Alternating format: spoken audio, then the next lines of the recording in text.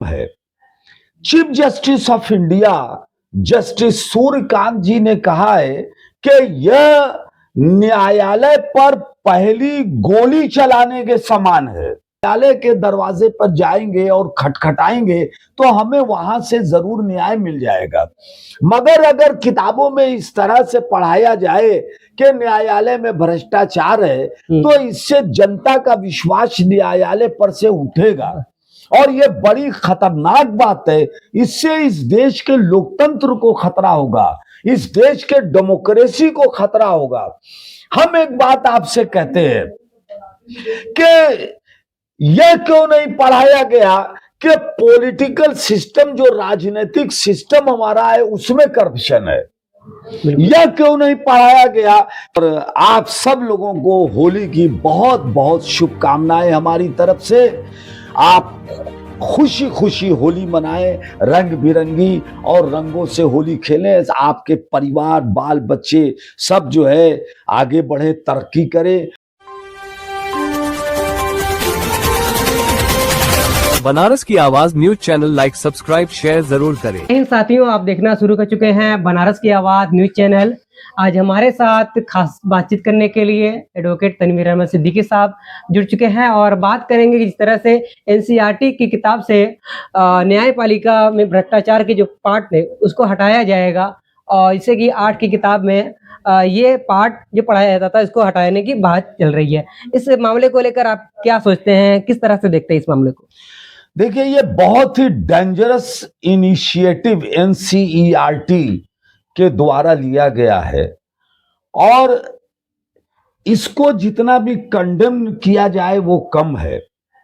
Chief justice of India justice Suryakant ji ने कहा है कि यह न्यायालय पर पहली गोली चलाने के समान है।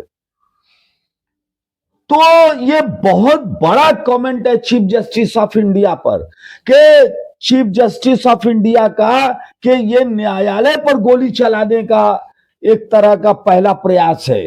तो न्यायालय की गरिमा को कम करने का ये एक कुत्सित प्रयास है। और एनसीईआरटी की किताब में क्लास 8 के चैप्टर में ये चैप्टर रखा गया एक न्यायालय में भ्रष्टाचार और उसमें डिटेल उसमें लिखा गया है भ्रष्टाचार के बारे में। तो इससे न्यायपालिका की छवि धूमिल होती है, न्यायपालिका की जो गरिमा है वो कम होती है।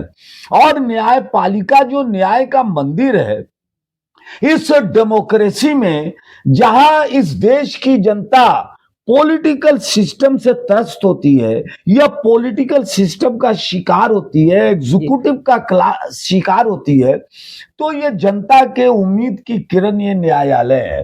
वो न्यायपालिका की तरफ उम्मीद भरी निगाह से देखती है कि हम न्यायालय के दरवाजे पर जाएंगे और खटखटाएंगे तो हमें वहां से जरूर न्याय मिल जाएगा। मगर अगर किताबों में इस तरह से पढ़ाया जाए कि न्यायालय में भ्रष्टाचार है तो इससे जनता का विश्वास न्यायालय पर से उठेगा और ये बड़ी खतरनाक बात है। इससे इस देश के लोकतंत्र को खतरा होगा, इस देश के डेमोक्रेसी को खतरा होगा। हम एक बात आपसे कहते हैं कि यह क्यों नहीं पढ़ाया गया कि पॉलिटिकल सिस्टम जो राजनीतिक सिस्टम हमारा है उसमें करप्शन है।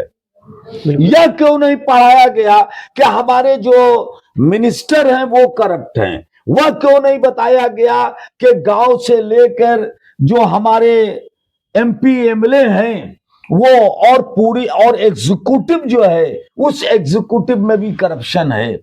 तो आपने लेजिस्लेटिव की बात नहीं किया, पॉलिटिकल सिस्टम की बात नहीं किया, एग्जीक्यूटिव की बात नहीं किया और आप जुडिशियल करप्शन की बात करते हैं। तो यह एक तरह से गलत इंटेंशन है, ये लोकतंत्र को कमजोर करने वाला ये प्रयास। ऐसे चेंजेस क्यों लाए जा रहे हैं? मतलब ये लाए जा रहे हैं जनता को भ्रमित करने के लिए कि साहब ऐसा नहीं है कि राजनीतिक सिस्टम जो हमारा है यही करप्ट है, एग्जीक्यूटिव ही करप्ट है, बल्कि जुडिशियरी भी करप्ट है।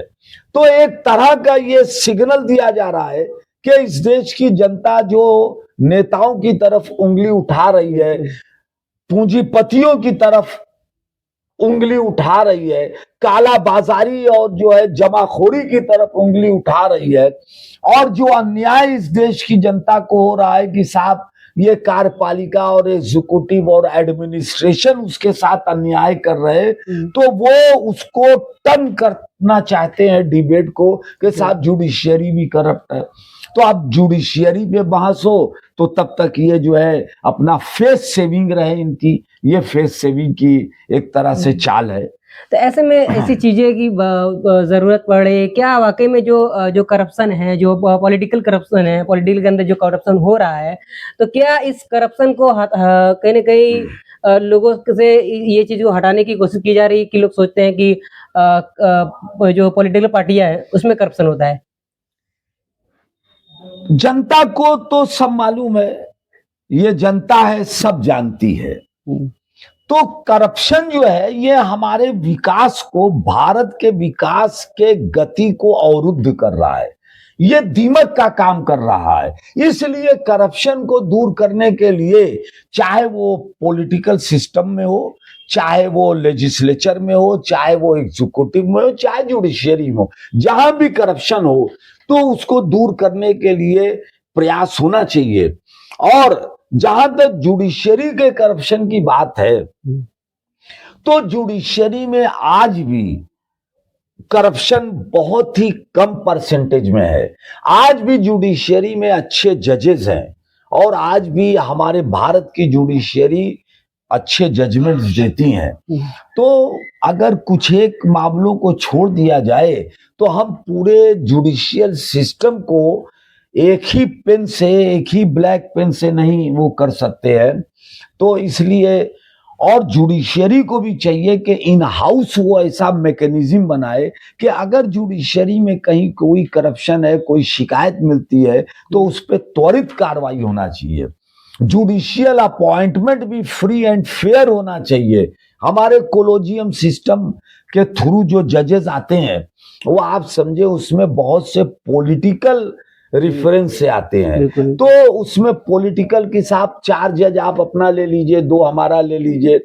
तो ये जो चूज एंड सिलेक्ट की जो बात है ये नहीं होनी चाहिए। और हम देख रहे हैं कि कुछ इस तरह के जजमेंट्स आते हैं, लोग कहेंगे कि नहीं साहब इस तरह के जजमेंट्स आ रहे हैं, तो ये जजमेंट्स जो हम हाई कोर्ट और सुप्रीम कोर्ट में कभी कभी देखते हैं तो ये वो पॉलिटिकल अपॉइंटमेंट जो होता है, जो पॉलिटिकल इंटरफियरेंस होता है जजेस के अपॉइंटमेंट में, तो ये उसके वजह से होता है क्योंकि वो पॉलिटिकल अपॉइंटमेंट होता है और बाद में वो राज्यसभा के मेंबर हो जाते हैं, गवर्नर हो जाते हैं।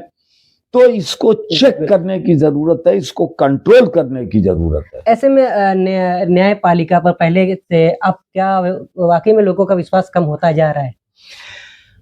न्यायालय पर लोगों का विश्वास कम होता जा रहा है ऐसा तो नहीं कहा जा सकता, क्योंकि बड़े पैमाने पर लोग अभी भी न्यायालय की तरफ जा रहे हैं। मगर इसमें कोई दो राय नहीं है कि इसके वजह से हमारा जो पॉलिटिकल सिस्टम है वो पूरा सिस्टम, पूरी डेमोक्रेसी कमजोर हो रही है। तो जहां पर पॉलिटिकल सिस्टम अगर फ्री एंड फेयर नहीं होगा तो वहां जुडिशियरी क्या कर सकती है? भाई जुडिशियरी की भी तो अपनी एक सीमा है। तो अगर supreme court of American supreme court ने जो डोनाल्ड ट्रंप ने टैरिफ लगाया, उस टैरिफ को सुप्रीम कोर्ट ऑफ अमेरिका ने रद्द कर दिया, मगर उसके बाद भी डोनाल्ड ट्रंप अपने उसमें है कि साहब हम ये टैरिफ लगाएंगे 10%, 15% और सोलर सिस्टम पे उसका कि 125 के आसपास हम लगाएंगे।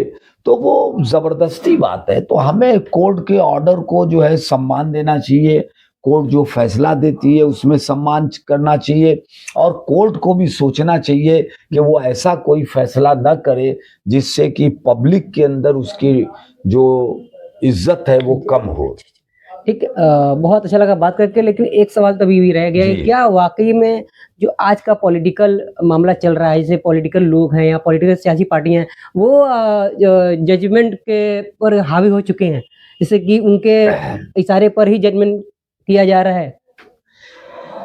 ये तो नहीं कहा जा सकता कि उनके इशारे पर जजमेंट किया जा रहा है, मगर चीजें कभी कभी कहीं ना कहीं सही प्रतीत नहीं होती। ऐसा लगता है कि कुछ जजमेंट्स कहीं ना कहीं जो हो रहे हैं, वो उसका कारण वही है मकबूल हसन साहब, वो कारण वही है कि जो कोलोजियम में जजों का अपॉइंटमेंट होता है और उसमें जो पॉलिटिकल भी अपॉइंटमेंट होता है, जो पॉलिटिकल पार्टी से जो अधिवक्ता जो रहते हैं, उनको बाद में जो है उनका नाम दे दिया जाता है हाई कोर्ट में जज का और सुप्रीम कोर्ट में। तो वो जब जज बनते हैं तो उनका एक पॉलिटिकल अटैचमेंट रहता है पार्टी से, अनुराग रहता है। तो कभी कभी हम देखते हैं कि शासन के सुर में सुर मिलता हुआ नजर आता है, मिले सुर से सुर तुम्हारा, तो इससे इनकार नहीं किया जा सकता। कई धार्मिक मामलों में हम देखते हैं, कई जो है बड़े बड़े कैपिटलिस्ट के जो केसेस हैं उसमें हम लोग देखते हैं, तो वो देखते हैं कि कहीं ना कहीं जो है चीजें ट्रांसपेरेंट नहीं है, तो क्लियर नहीं हो पा रही है वो उसकी वजह वही है कि जो जजेस हैं वो हाई कोर्ट में कोई पॉलिटिकल पार्टी का कोई अधिवक्ता है, उसकी नियुक्ति हो जाती है, ये उसका वही कारण है। ठीक ठीक बहुत अच्छा लगा बात करके। मिलते हैं अगली अपडेट में, और इस तमाम मुद्दों को लेकर आप क्या सोचते हैं कमेंट बॉक्स में अपनी प्यारी सी प्रतिक्रिया रखते हैं।